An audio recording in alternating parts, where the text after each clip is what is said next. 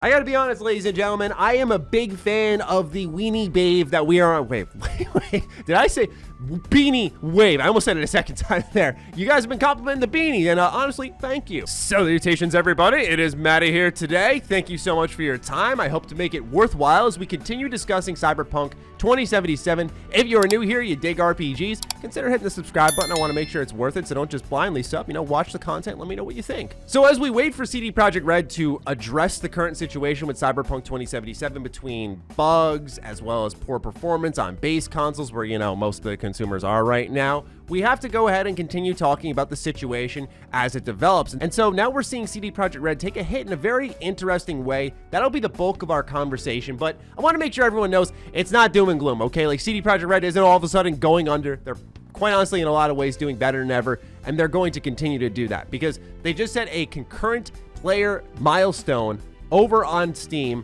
with 1 million players, which actually doubled Fallout 4's record in 2015. And when that record came out, that was insane. Furthermore, CD Projekt Red had zero hesitation in confirming that they had already made all of their development costs back on Cyberpunk 2077 already. So they're fine. Every investment they made in this game did just fine. And it kind of leaves the question on the table why there wasn't another delay, but some people have said there's like a legality situation there, like they had to release it this year because they started to take pre-orders this year, but still. So the game is doing well, but CD Projekt Red has found themselves in a very peculiar situation where the launch of Cyberpunk 2077 and the status of which it's in has caused a drop in shares. Now, while inflation is absolutely a part of this, since so many people were buying in during the pre-release hype, stocks for CD Projekt Red have been declining since August. This has been attributed to not only the delays of Cyberpunk 2077, but of course also the release of it. Furthermore, and we'll get into this comment later on in the video, but when you tell your investors that the console version runs surprisingly good and it's actually surprisingly bad, yeah, this is absolutely going to happen. That's not good, and 29%, that's a pretty big number. So I know some of you may not be really invested, pardon the pun, in actually the stock game for video games, but we're going to run through this fantastic story by gamesindustry.biz and why it's relevant to the buggy, messy launch of Cyberpunk 2077 and what it sort of means for what CD Projekt Red has been doing behind the scenes. Remember games like the Witcher mobile AR title that's kind of inspired by Pokemon Go? Remember the microtransactions that we talked about for Cyberpunk 2077?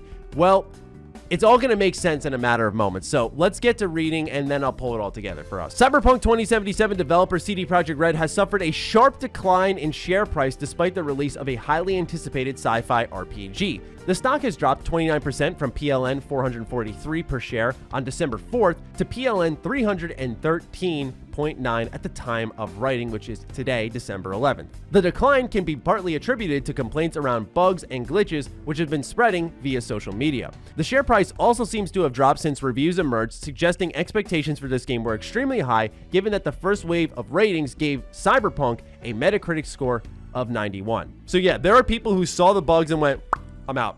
See you later. I'm not investing in you. And that says a lot, right? And so, if anything, it won't be the consumers that speak to CD Projekt Red. They're going to see this and be like, okay, we gotta do something. And we've seen them do this in the past, by the way. The Witcher 3, while a lot of people talk very highly of it now, it was a little funky at launch. It was not as bad as this, by the way, but it was a little funky at launch. And so CD Projekt Red does make sure they address all these complaints, and they do it partly for the consumers. But I think this will get them to react a little more imminently. Even the launch itself has failed to boost the company's stock, with the share price slipping 7.3% over the course of December 10th from PLN 390.6 to PLN 362. At one point, it fell as much as 7.8% to PLN 360. That's despite CD Projekt Red Investors Relations Twitter revealing that the game had only been pre-ordered 8 million times. By comparison, The Witcher 3 only achieved 1.5 million before launch. Once again, a testament to kind of the situation that Cyberpunk 2077 is in.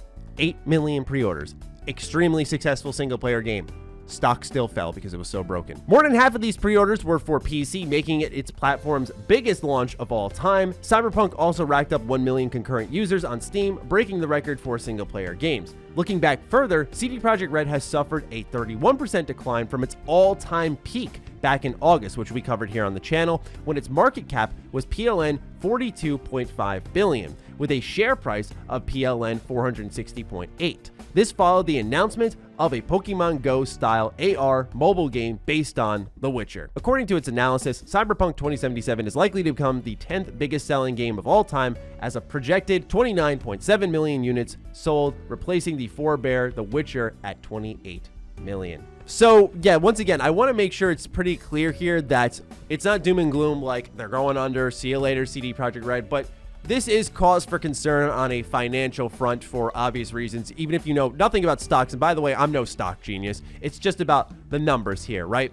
But to put it more in terms where I think a lot more people can understand this, what you're seeing here is a drop in stock because of product confidence, really, and how it's not meeting the expectation of people who were investing. And so how do you boost this stuff? Well, we kind of have to take a look at a company who was boosting their value through recurrent revenue, a company that suddenly made a gigantic 180 out of complete nowhere, and that company was Bethesda, right? We saw them stuffing microtransactions into literally every game imaginable, Fallout 76 being one of the more egregious ones, and especially feeling out of place. This is coming from someone who said that I think Fallout 76 is on a bit of an upswing, but still, I stand by the idea that the game made sense never. But once Xbox bought Bethesda for the insane price they did, suddenly things made a lot more sense on why Bethesda was going all in on microtransactions, from Fallout 76 to Wolfenstein Youngblood. That game even had microtransactions. It's because they were trying to inflate their value and get the biggest purchase imaginable. And not that CD Projekt Red is doing that, but we're seeing the announcement of The Witcher on mobile with this AR Pokemon Go style thing, which was like back in 2016, that was a thing.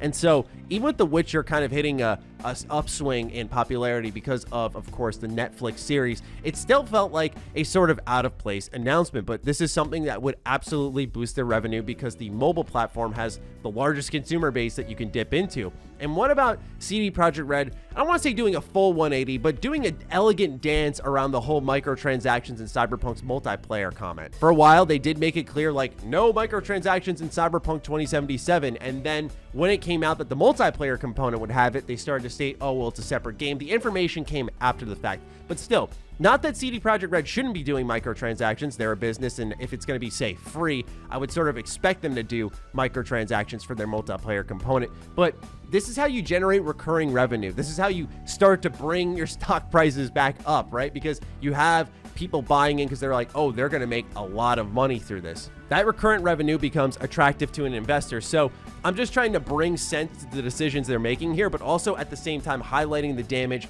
that Cyberpunk 2077 did to CD Projekt Red, at least in the short term. I think in the long term, this will kind of be water under the bridge, once again, like The Witcher 3, but it's something important to highlight. One thing I also wanted to focus on this video is I was doing a little bit of reading and reflecting, because sometimes it's very interesting, like I've done in this video, to go back, look at old comments, look at old reports, and then compare them to what's happening right now when they actually come through. And so one of the main topics throughout this whole video and yesterday's video has been how the console performance has been terrible, and we really haven't heard much of it. But then I remembered in a previous video just a couple of weeks ago, we covered something about the console version of Cyberpunk 2077. So I want to revisit some of those comments and kind of just shine a new light on. When asked about the performance on consoles just a couple of weeks ago, here's what CD Projekt Red's Adam Kaczynski had to say. Of course, a bit lower than on pros, but surprisingly good, I would say, for such a huge world. So a bit lower, but very good. That's the answer. So in terms of bugs, we're all aware of them. Of course, such a big game can't just be bug-free. That's kind of obvious, but we believe that the level will be as low as to let gamers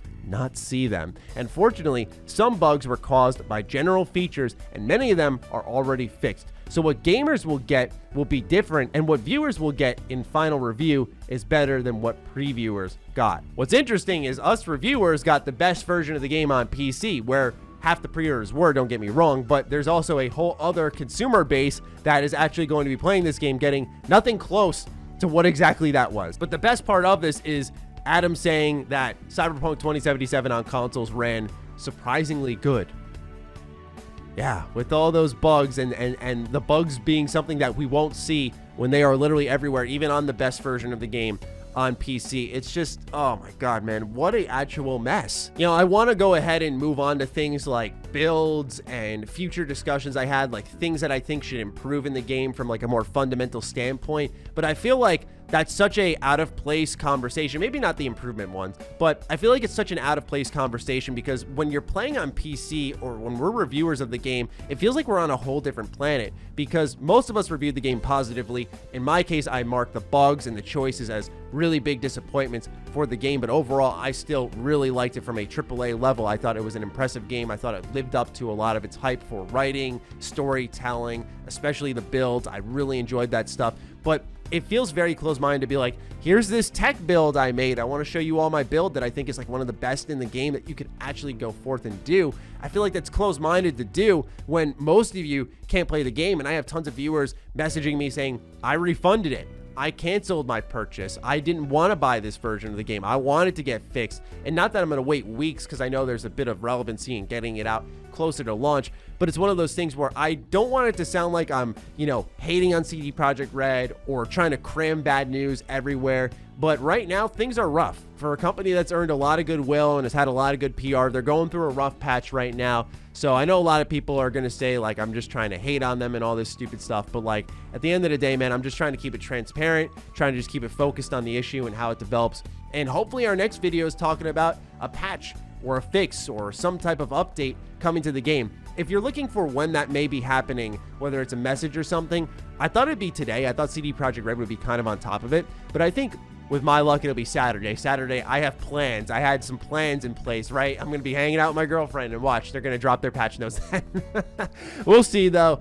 For now, though, I wanted to leave you with this. The launch woes do continue for Cyberpunk 2077, where we're seeing stock prices drop and how that can connect to some moves that they're making right now. So with that, ladies and gentlemen, I leave it in your hands. Let me know what you're thinking in the comments down below on this situation. Have you canceled your pre-order? Did you pick up the game? Are you playing on consoles? Is it working well for you? Are you on PC? Is it working well for you? Let us know. Other than that, follow me on Twitter, follow me on Instagram. Those links are in the description down below. Big thank you to all the patrons and all the members who push this channel forward. Stay sexy, stay active. I love you all. Peace.